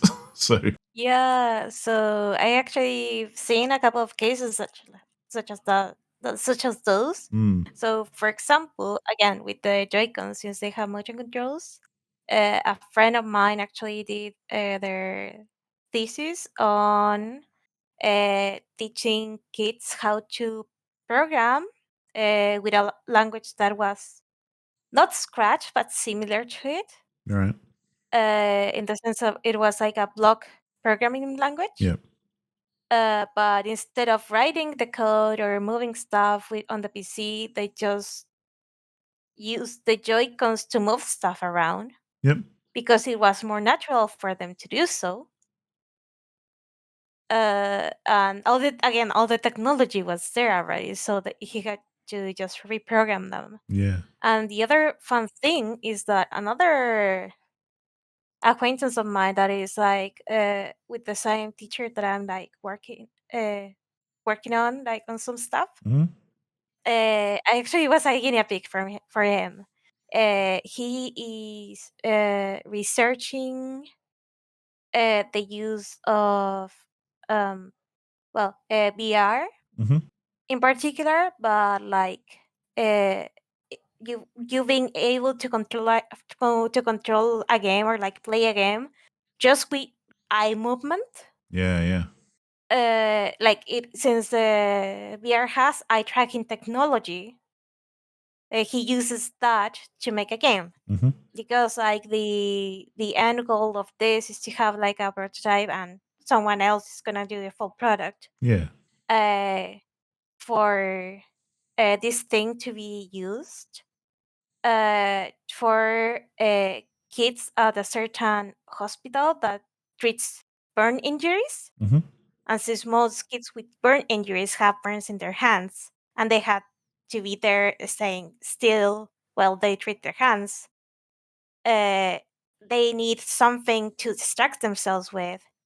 So they're one more cooperative, and two that the experience isn't as traumatic, for example. Yeah. That's rad. So yeah, it is pretty cool. And actually, like the game is programming is like uh, it's gonna do the job because it is kind of like a high score game where you have to catch some items like well avoiding some other items, Yeah. and you have to move a pointer just with your eyes. Like you have to look at where you want the pointer to be. Yeah. That's crazy. Um, yeah, and again, it is possible because there are things that have that technology available, Mm. and again, uh, you don't know who's gonna use which technology in what way. It's kind of like very, very cool, in my opinion. Oh, I agree wholeheartedly. As a final thought, though, I'm going to spring a question on you and try and answer it myself Hmm. as well. If Okay. you could make a wish and have any peripheral you want, like that either exists or doesn't exist, could be just a completely Ooh. made up thing. What would you make happen? Oh. Oh. This is interesting. Let me think a little bit because I wasn't prepared for I know this. that's what I sprung it on you, but Oh, I could have anything. Yeah. yeah, like if you just wish for anything, what do you reckon would be a great peripheral to to make games better, specifically with gaming? Yeah. Well, let me think a little bit, and in the meantime, you can start uh, answering that because. Well, I'll tell you my answer then because it's really quick. I would basically want like a holodeck from Star Trek where it's full virtual reality, but it doesn't require any actual things to be put on me. Like it's just a room that is all Oh. holograms and moves with me when I move and everything. So it's it doesn't have to be super realistic. Even it can be kind of a bit janky, but that kind of function where it's not even like a backpack computer or something with a VR setup. It's just the entire room is a entire kind of thing that will project an environment and will move as I move and stuff. So I can basically just run around anywhere or walk anywhere and do anything, and it'll move with me. And yeah, I think that would be a That's fucking kind of rad. rad. Yeah. Because the step back from that, like the more realistic wish is, I really like the idea, and I want to try it one day, of those like full VR experiences where you do put a backpack on kind of thing, and it's got the laptop in the back, and you put on the headset and everything, and you can move around through environments and stuff, and it kind of, the environments are there. So, you know, if there's a table there, you do actually bump into a table, but in the real world, it might just be like a grey box. But in the VR setup, obviously with your headset on, it might look like something completely different. So those to me seem really cool, because I feel like that's, you know, the pinnacle of VR at the moment. Yeah. Yeah. I think I would like something like that too. So I know there are like places, not here in Chile, but I know there are places in other countries where you can go into a mini VR adventure where you have like a very big room, so you can actually just control your character movements, and it's usually like just protect that area Yeah. from zombies or something like that. I would really love to try that. Like, since I know I don't get motion stick from Beat Saber, like I would love to have to be able to either experience or like play on something like that, or like even I think I've seen this, but I don't know if it's actually a product or if it was like some mad scientist experiment. But I would like it if I was able to have like this not treadmill but kind of like controller on the floor Yep. where I could just run in any direction while staying in place. Yeah. But the game would register that move I think they're called as like, me moving the character in that they're place. like omni treadmills or something, because they'll go in whatever direction you push them, but you can still stay in one spot, kind of thing. Yeah, I would love one of those on my VR experiences. Yeah. Yeah, because I'm not huge into VR anyway, but I think the more the more epic it is, the more I would be into it. Yeah, definitely. But yeah. So you get tired as all hell. Well, Yeah, and I know that because I played Skyward Sword, and I know most people just move the arm a little bit. I'm a silly goose, so I just go jump with the thing. If I was able to do a backflip, I would do a fucking backflip.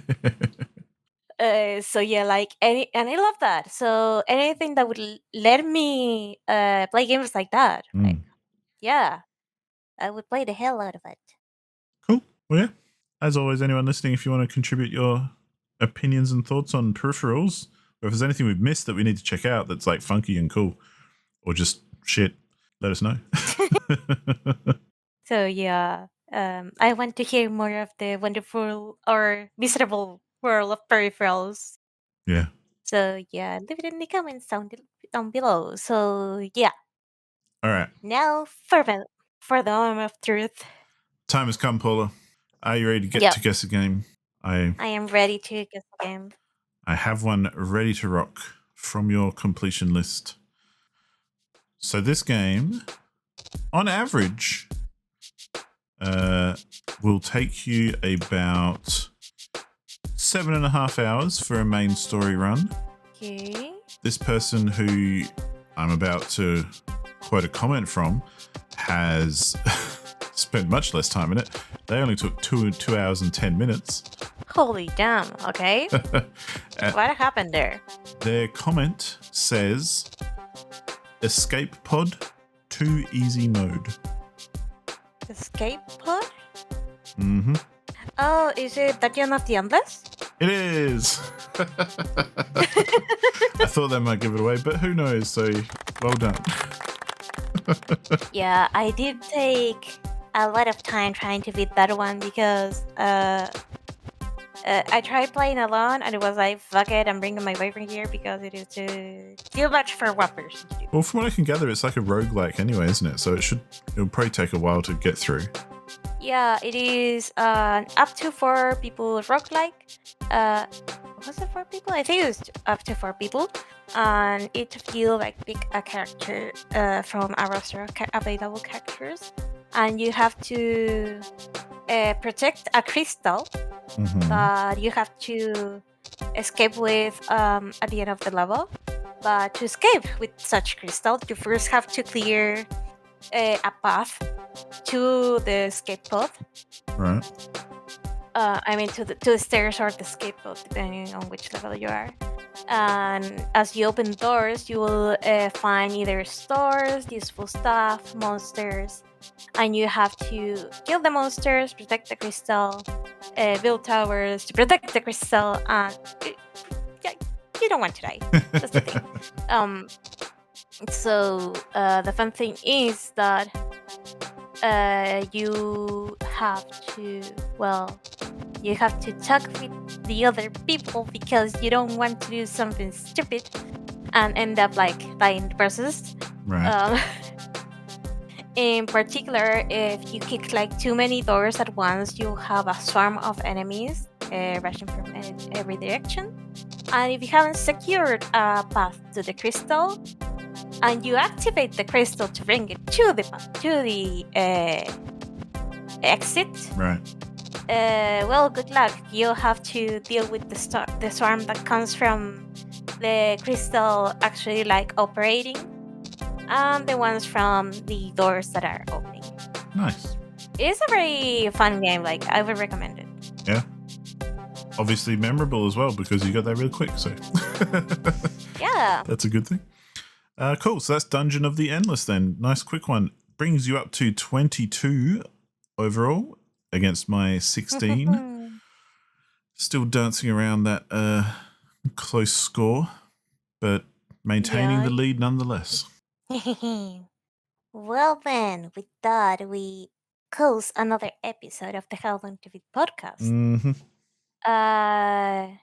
Again, thank you so much for listening to us ramble for like 2 hours, 2 hours and a half about many things. And see you on the next one. Bye bye. Adios, muchachos.